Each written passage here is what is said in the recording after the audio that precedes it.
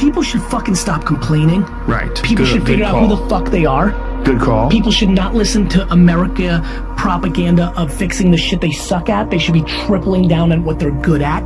They should be competent in certain areas, but you're not gonna become Beyonce or, you know, like your bone structure is a certain way. Like you're not gonna solve everything. Your IQ can get a little bit better, but don't worry about the incremental.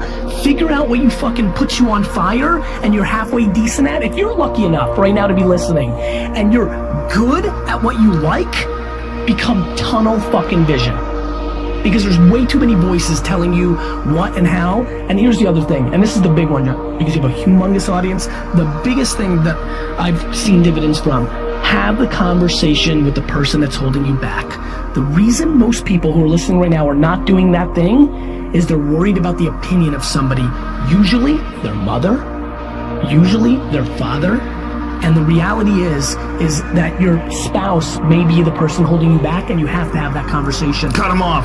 We have to get to a place where you're doing you, because the number one thing that scares the fuck out of me is regret. And you're gonna sit there at 72 and you're gonna say, I wish, I wish, I wish. And whether that's money or spend more time with your family, there's a million ways to do this. Our whole lives are guided moment to moment by the state we're in. Learning how to change your state, not bullshit, not fake, but to go from pissed off, frustrated, freaked out to back in your center, or creative, or determined, or something that's going to move you forward. It's going to create a better quality of life for you and others. That's a critical skill set. So moment to moment, our life's controlled by our states. Yep. You know, if you're in an angry state, you're going to respond differently than if you're feeling playful. But what controls those states long term is your model of the world. Everyone has different goals and dreams and desires. But as I traveled around the world to 100 countries, I started going, holy shit, I'm seeing the same problems. What's underneath it? I began to see that there are these same 6 human needs that we all have, the same needs. We all have a need for certainty, that we can avoid pain and we can have some pleasure, some comfort. We all need uncertainty. We need variety, or we feel dead inside. If you're totally certain, you're bored. If you have total variety, you're like freak out. And it's not a balance. It's learning which of these you need more as a person. Everyone's developed a different set of values in that area. The need for significance, to feel unique, special, important, the need to feel loved, the need to grow, and the need to contribute. Some people value certainty at the top of their list. That's their center of their target. I don't want to do anything unless I know what's going to work. I don't want to do anything unless it's the same. If you change anything, they freak out. If you're driven by love first, you want certainty too, but love is higher, you're going to behave very differently than if you're driven by significance. I have to be the one. The two that most people have, 90% of the planet, if you said, of all these needs, which one do you really focus on most day to day? Everybody wants love, but what do you focus on? Most people focus on being significant. We live in a Facebook world where people fake their life, put new filters, make it look different than it really is, tell stories that, you know, are totally full of it to make themselves look good. Because we live in this kind of false world where significance is more important than love. Right. And it separates us. Whenever you look at somebody that's been successful, do not allow yourself to make them extraordinary at your expense. You're capable of whatever it is that they're capable of. But it comes down to the mental constructs that you're going to have to build and leverage in your own mind in order to do something great. So I switched my self-esteem from being right and being smart to being the learner who was always willing to admit that he was wrong, identify the right answer, give credit to the person who thought of it, and put more energy behind it than anyone else. And that became my driver. As William Arthur Ward said, the pessimist complains about the wind. The optimist expects it to change. The realist adjusts the sails. And that's how we all have to be. We need to look at the situation and understand not what personality type are we, but what are we going to do about it? That any of us, in any moment, we always get to choose how we react. We get to choose our frame of reference. We get to choose whether we're pessimistic. We get to see things in an optimistic way if we want. But at the end of the day, the only thing that really matters is what do you choose to do? And so if you decide to fight the wind, to be angry, to argue about it, to complain, you're never going to go anywhere other than where the wind wants you to go. But if you remember that we have control, that we can react, that we can choose to adjust the sails, to harness the wind, to take us where we want to go. And instead of fighting against it and wasting energy, we learn how to harness everything around us. And as Alice Walker said, the most common way people give up their power is by thinking they don't have any. People lose sight of the fact that we always get a choice. No matter what happens in your life, the one thing that you get to choose at all times is the meaning that you ascribe to it. No one can take that away.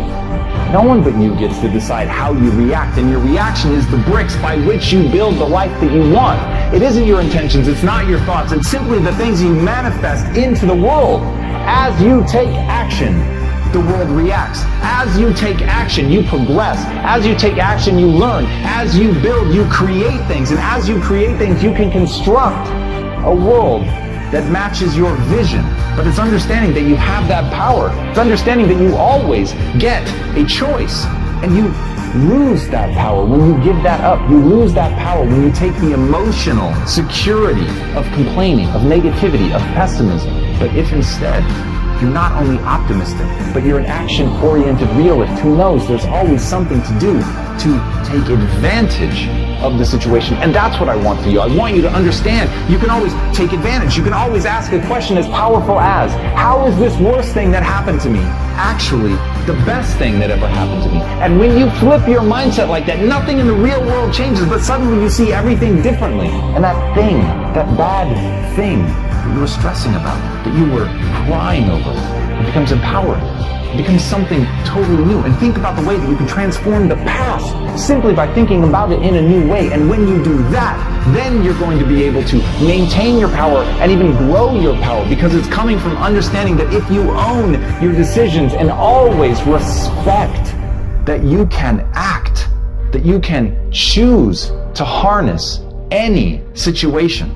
When you remember that, you're in control. And when you're in control, you can go wherever you want to go.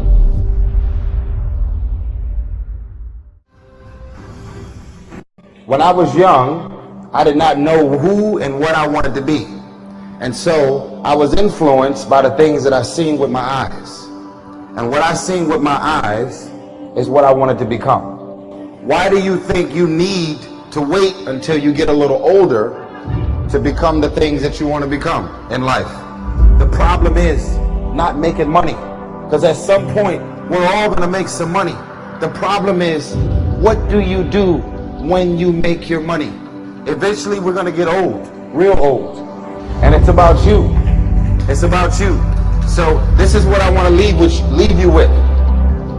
When you make the decision, and I want everybody to hear me on this, even the adults in the room, when you make the decision to do what you want to do with your life, just know this: because the family and the friends in your life do not share your vision, in most cases they will be the first person to try and talk you out of what you want to do with your life.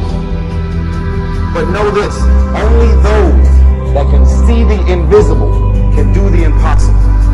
So because they don't see what you see, doesn't mean that you're supposed to settle and not do the things that God has sent you in your mind and your spirit. Because if you don't control pain, it'll control you. I am the greatest.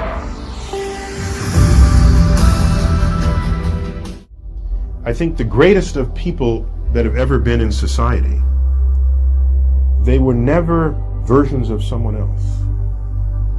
They were themselves. It's the great tragedy.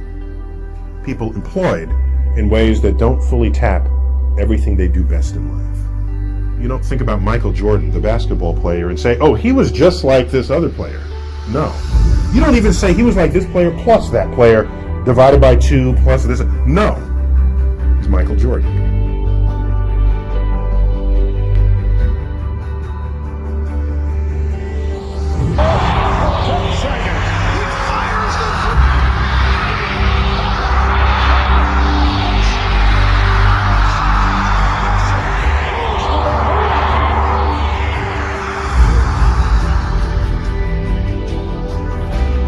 Always gets worse before it gets better.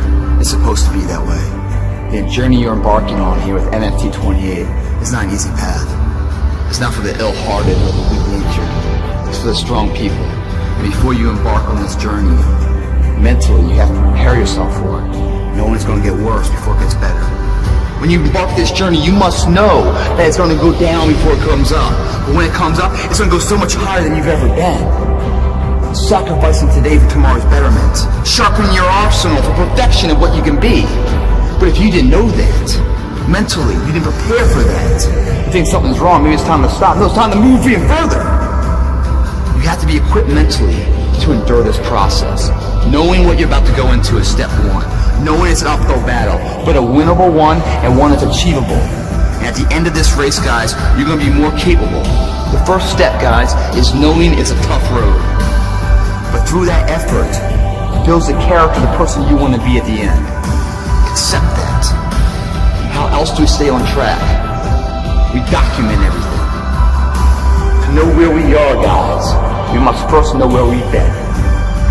I am the greatest.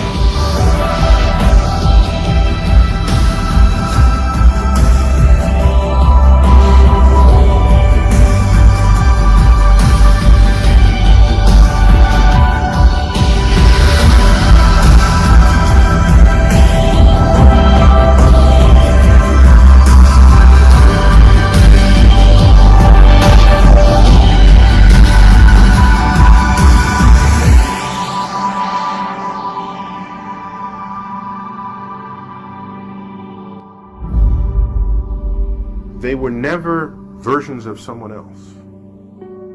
They were themselves.